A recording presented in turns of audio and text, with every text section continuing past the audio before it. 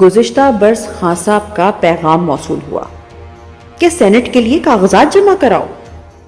مجھے کچھ مناسب نہیں لگا کہ حلقے کی سیاست کرنے والے کو سینٹ لڑوانا اور اس کا سینٹ پر راضی ہو جانا دونوں ہی دانشمندانہ باتیں نہیں لگتی۔ دوبارہ پیغام آیا کہ لازمی اپلائی کرنا ہے، سو کیا۔ پھر وہی ہوا جس کی توقع تھی۔ جنرل الیکشن میں کاغذات ریجیکٹ ہوئے، تائید کنندہ اور تجویز کنندہ کو اغوا کر کے ان پر تشدد کیا گیا۔ اپیل میں گیا، وہاں سے بھی فیصلہ خلاف آیا۔ سینٹ کی نامزدگی پر بھی یہی متوقع تھا، یہی ہوا۔ ابھی چونکہ 26ویں ترمیم کے ذریعے آئین کا مکمل کباڑہ نہیں نکالا گیا تھا، پارٹی نے ILF کے وکلا کے ساتھ ساتھ پرائیویٹ وکیل ہائر کر کے ہائی کورٹ میں فیصلہ چیلنج کر دیا۔ ہائی کورٹ نے الیکشن کمیشن کے فیصلے کو مسترد کرتے ہوئے فیصلہ حق میں دیا تو سینٹ انتخابات ملتوی کر دیے گئے۔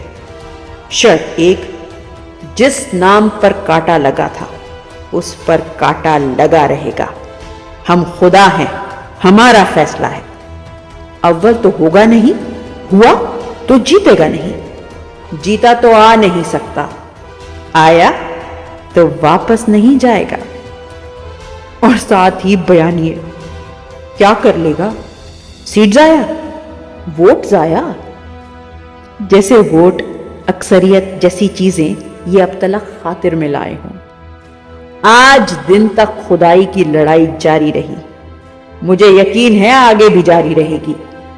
دنوں کی بات ہے، ارادے واضح تھے، واضح تر ہو جائیں گے، اور کوئی فرق نہیں پڑتا۔ نہ مجھے عمران خان کے بغیر اس پارلیمانی نظام کا حصہ بننے میں کوئی دلچسپی ہے، نہ اس کا کوئی فائدہ۔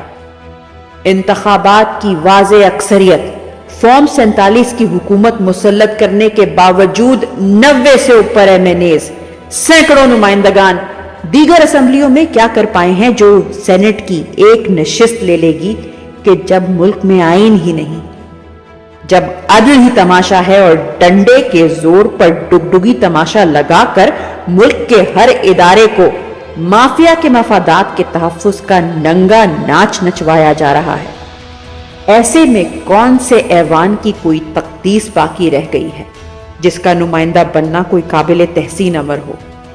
اور جو ایوان بنا ہی ووٹ کا استحصال کر کے ہو، وہاں آپ اپنے لوگوں کے حقوق کا کیا ہی تحفظ کر پائیں گے؟ سچ کہوں تو مجھے عمران خان کی سوچ بھی سمجھ میں نہیں آئی۔ کیا کرنا ہے مراد سعید کو سینیٹر بنوا کر؟ فائدہ؟ ایوان بالا کا احترام نہ شبلی فراز کا گریبان بچا سکا، نہ اعظم سواتی کی چادر اور چار دیواری، اور قید تو وہ ہے جو اعجاز چودھری 2 سال سے کاٹ ہی رہا ہے۔ مراد سعید کا سر کیا بچا لینا ہے اس نے؟ بہت منطق ڈھونڈی، نہیں ملی تو بسم اللہ پڑھ کر دستخط کر دیے۔ دوسری جانب جو بھاگ دوڑ شروع ہوئی اور جو ایڑی چوٹی کا زور لگا تو خان صاحب کی منطق سمجھ آئی۔ آپ کوئی نہیں ہوتے کسی پر کانٹا لگانے والے، کانٹا صرف اللہ کی ذات لگاتی ہے۔ 2013 کے الیکشن میں جب پارٹی کے بڑوں نے میرے ٹکٹ کی مخالفت کی تھی تو خان صاحب نے ایک جملہ کہا تھا، مراد میرا پوسٹر بوائے ہے۔ آپ کو اپنا پرایا، کوئی مراد سعید کے بغض میں، کوئی محبت کے لبادے میں، تو کوئی کھلم کھلا عمران خان کی نفرت میں، تو کوئی مایوسی میں تنکے کا سہارا کھوجتے اور کم فہمی میں وراثت کے منجن بیچے گا۔ مگر میں بس یہی ہوں، پوسٹر بوائے، ایک استعارہ۔ بس یہی بتانا تھا کہ اس سے زیادہ ایڑی چوٹی کا زور لگا لو، چاہے ایوانوں اور عدالتوں کو کہبہ خانے بنا دو، ملک کی ہر قابل فروغ زبان سے اپنے خدائی کے بیانیے بنوا لو۔ آج عمران خان نے آپ کی آنکھوں کے سامنے محض ایک پوسٹر رکھا ہے جس کا ٹائٹل ہے، آپ کوئی نہیں ہوتے کسی پر کانٹا لگانے والے۔ انشاءاللہ عمران خان واپس آئے گا۔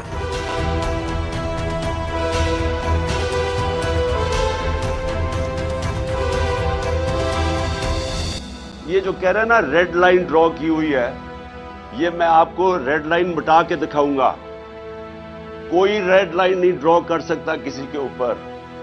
پھر سے نہ اس کو تاریخ کی سمجھ ہے، نہ اس کو جو یہ ریڈ لائن ڈرا کر رہا ہے نہ اس کو تاریخ کی سمجھ ہے، نہ سیاست کی سمجھ ہے، اور نہ ہی اس کو سمجھ ہے پاکستانی قوم کے مزاج کی.